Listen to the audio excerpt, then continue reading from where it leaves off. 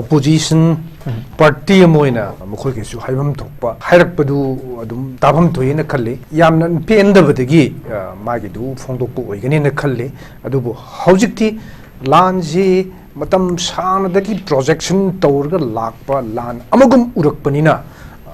madu yamna hekda kudakta losinbadi wagan na khalle adubu ngasi thori ba ngasi mai jaibasidi yamna sangna projection number tawrga laga kani homai tawrga sparking tawba natte basi yam sangna lakrajani basi masi losinbada su matam khara sangba yai haina hari basi su oitokpi yai adubu losinge na khallagadi adum losin bibada adum yamna kuina changningai maramdi leite na khalli kuki gi MLA tarasi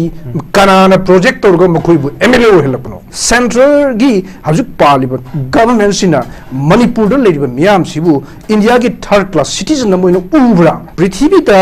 military power da mari subani hariba economy da ahum suba leibak ne na claim tawjari bi India na asigumba pikraba state amda thokpa asigumba pikraba purup ki marakta thokpa malhanba adugumba lana mang asi phabo losinda nam thamba se prithvi ki miam gi ma ikai ngai ne ai matang se ko oza da laksake oza da mapung ne lakchaning baje oza ekhoi ki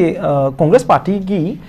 luchingba sing ha batare yamna responsible over luchingba sing ni masi MPCC ke president na ga thambase manipur se mapu pandre enaki ni government leitre ha ba chapmana ne ha ba gi wafum sima palle madagi even khoi gi gaikhangam AICC gi hana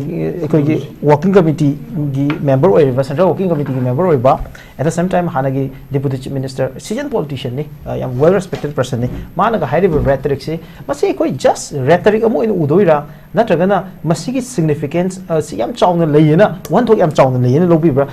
kamai yingbi oza masi wafam singsi yes opposition party amoina mkhoi ke su haibam thokpa hairakpadu adum tabam thoyena khalle madusu adum taba yaba adagi haiba yaba amakak ni na ai hajani yes lansi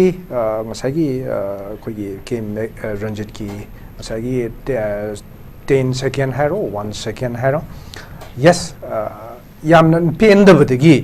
magi du phongdokpu oigani na khalle adubu haujikti lanji matam sanadagi projection tawrga lakpa lan amagum urakpanina madu yamna hekda kudakta losinbadi wagan na khalle adubu tawge haina khallagadi yam short period center gi luching basina ngampham thui haibasimadi ai ngasi jo ai haijage mamang su dum haijabani ngampham thui aduga masida manungda aikoina uba ngamdaba haibatare uba ngamdaba yes uraga su phongdokpada yamna nungai ofam kharasu leitabdi nate India gi geopolitics ta hajik sathari basi ai manipur gi woinadi yam kana blame sundong thopjening de congress either congress or BJP aidi cd makhoi gi makhada leba subordinate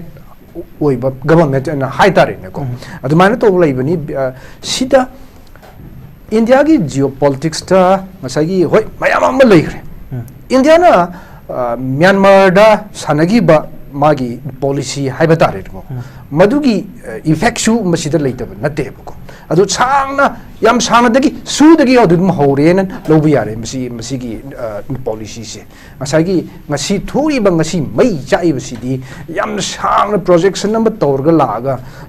hektam oirakpani haina lobi yai hektam masi kudak te hekta kani homai tawrga sparking tawba nate basi yam sangna lakrajani masi aduna masi losinbadasu matam khara sangba yai haina hari basi su oitokpi yai adu losinge na khallagadi adum losin bibada adum yamna kuina changningai maramdi leite na khalli adubu hoi losinna ba honade haibidi nate honaram gani adubu madu miyamgi apen madu yowdabagi waneba maduna maram kan oza masida Amit Shah na road map se for 2 times haibatai ma na pigi ba public statement da manipur gi irang ji losinabagi road map leire and we are working on it haibase for 2 times high masida road map sida mahak na pallivasi khare hena categorically mana panbasi cookie kangu ki wari sanare maitai kangu su wari sanare aduga ani maksi punna phamallaga ekoi issue ji resolve to no honari haibagi wafam si paninki masiki road map si oza strategically manipur gi irang ji lotion bu hona bada achum khongthang amane na khalbibra aduga high road map sida thabak tawe haibagi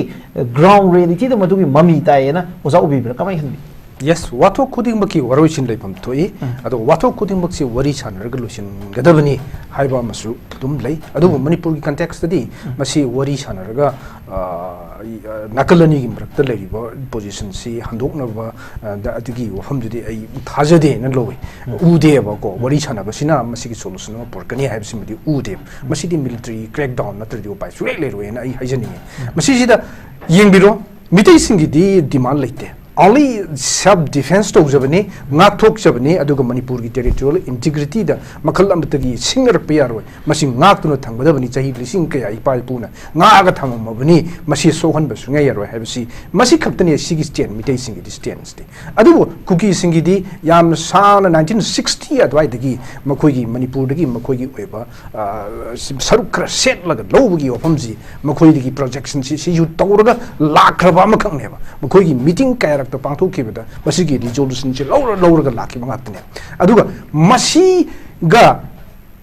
demand siga adigi sondot kaibiyaro haibsiga ani se meeting point leiroi ba masigi ya handuk marak panatraga di pilot handuk pa si da kadai ba handuk pa ya duge mitei singi di hari bastien sidagi mitei singi he sopada yes sida handuk ngai kongba man ba leite ba mitei singi demand na te ba sidi stay ne ba aduga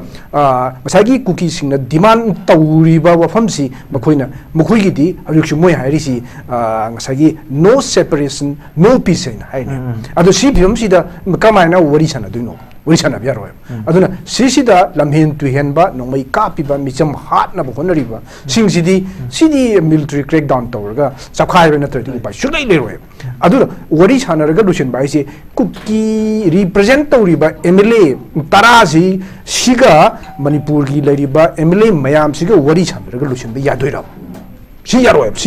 dai jalo ngodra yes ngamoyaba cookie gi MLA tarasi kanana project torgo makoi bu MLA ohelapno hangduri sidi makoi MLA oirpagi marum sida achau force leiri force singduna inban maikai duda makoi chakpu ki waneba moina hayo haibudu moi haibani aduga moina se lawadamni se tamadamni hairpa singdu moi